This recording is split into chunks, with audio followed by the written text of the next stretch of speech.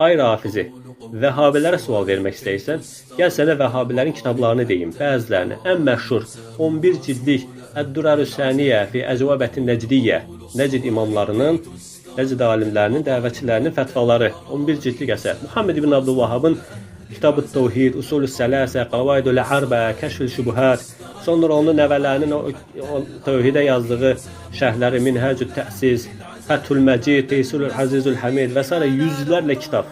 Sənə meydan oxuyaraq deyirəm ki, o kitabları oxu və içlərindən Əhl-i Beytə tən olacaq.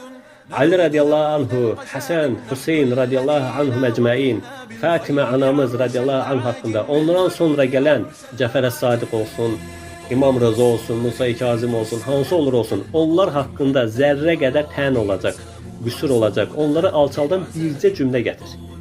Vəhhabilərin kitabından onlara Əhl-i Beyti qəbul etmədikləri haqqında, Əhl-i Beyti pislədikləri haqqında bircə dənə cümlə gətir. Demirəm bir məqalə gətir, demirəm bir kitab gətir, bircə cümlə gətir. Gətirə bilməyəcəksən. Əksinə, mən həmən əsərlərdən Əhl-i Beyti mədh edən, onların fəzilətlərini zikr edən, onları tərifləyən sənə yüzlərlə cümlə gətirərəm.